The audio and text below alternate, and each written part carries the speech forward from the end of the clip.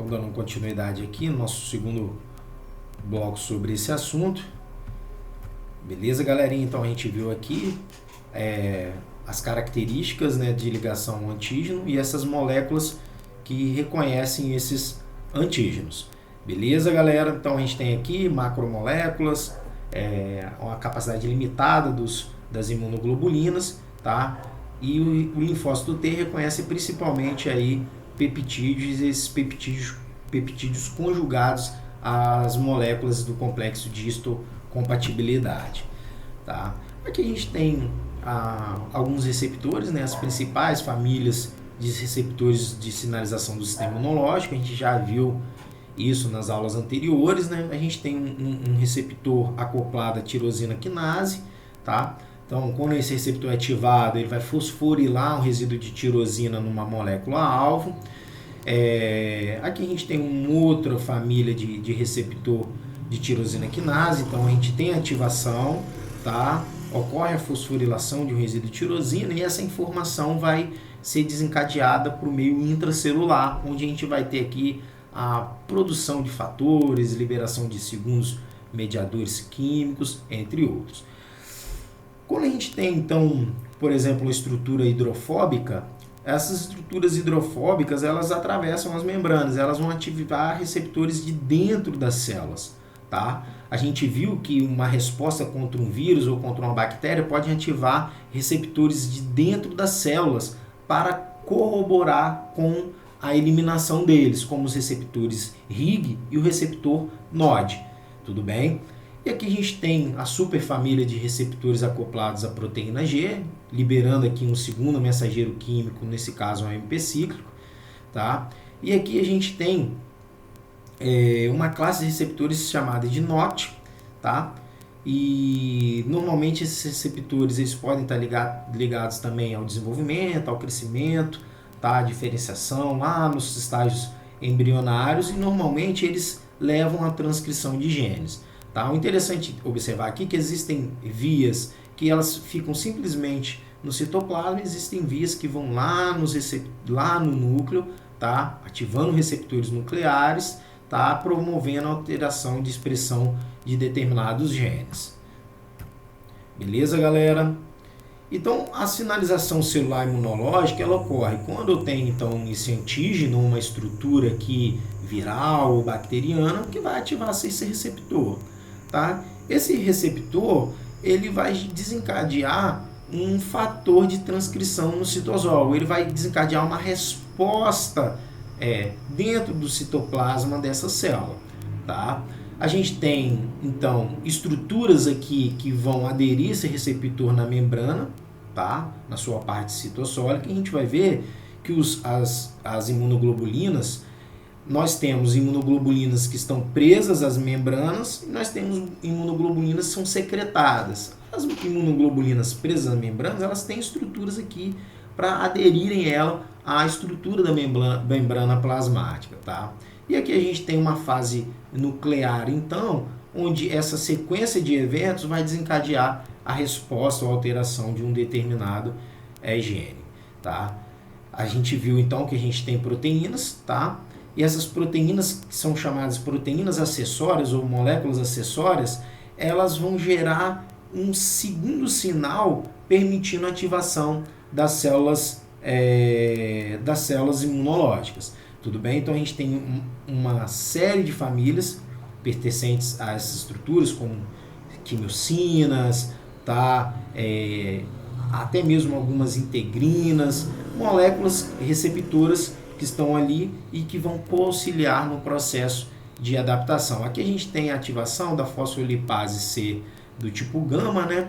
E a fosfolipase C ela promove a desencadeação do cálcio. O cálcio é uma molécula de sinalização intracelular. O cálcio liberado vai promover aí a ativação de enzimas também dentro das células.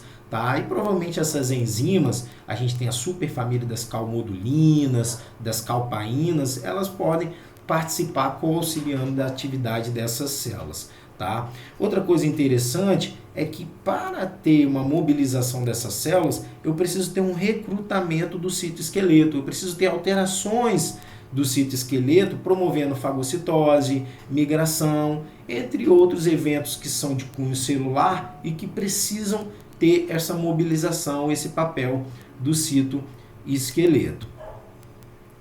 Os linfócitos T, então, dando continuidade, eles vão reagir principalmente a moléculas que são exibidas para eles perante as moléculas de MHC. Então, as moléculas de MHC são receptores principalmente de células apresentadoras de antígeno, vão apresentar os antígenos a esses linfócitos, e os linfócitos com seu receptor TCR vão ser ativados via principalmente as moléculas do complexo de histocompatibilidade.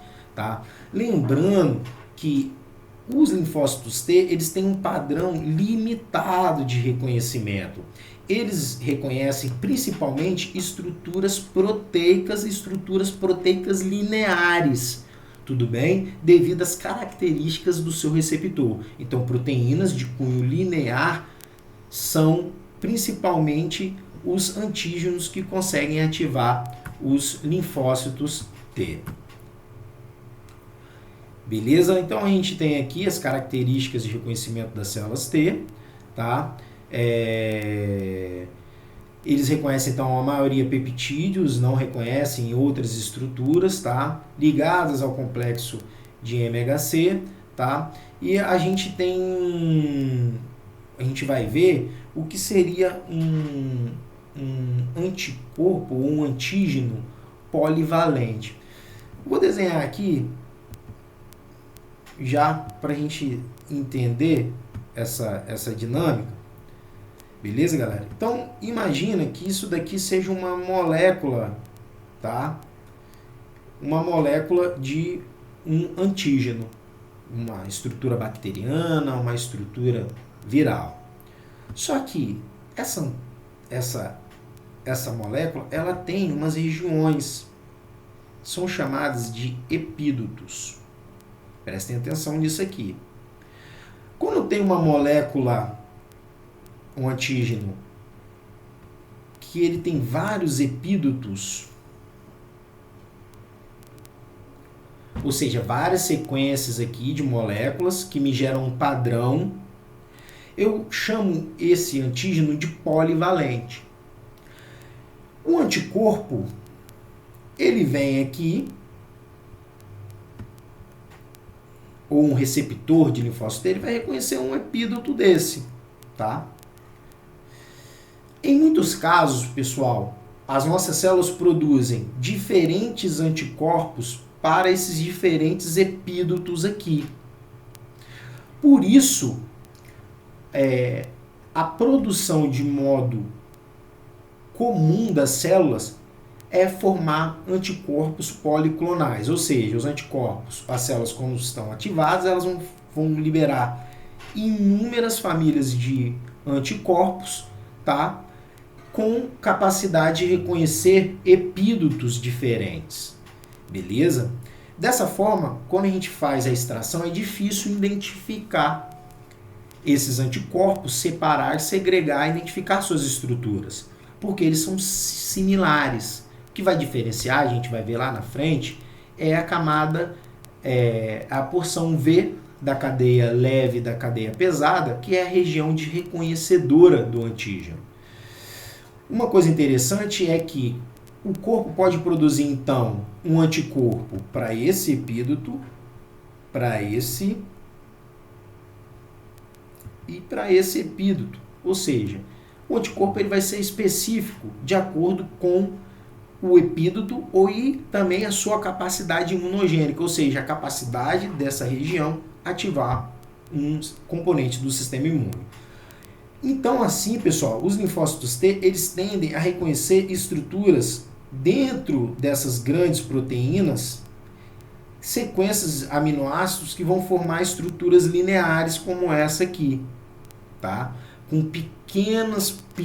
pequenas quantidades de aminoácidos, ou seja, resíduos pequenos, resíduos lineares, vão ativar esses receptores de linfócito T. Enquanto os linfócitos B, que são mais variáveis, mais complexos, eles podem reconhecer uma gama diferente desses anticorpos. E aí, pessoal, de onde que vem o termo anticorpo monoclonal? Ao analisarem células de mieloma, de linfoma, enfim, eles viram que essas células cancerígenas de linhagem de células imunológicas, eles produziam um anticorpo somente, tá? De modo específico. Então, através desse conhecimento, os cientistas eles descobriram uma forma de fazer cultura dessas células, tá? E em cima dessa cultura produzir anticorpos monoclonais, ou seja, com o linfócito B, na hora que ele amadurece e na hora que ele é ativado, ele gera memória para um antígeno específico.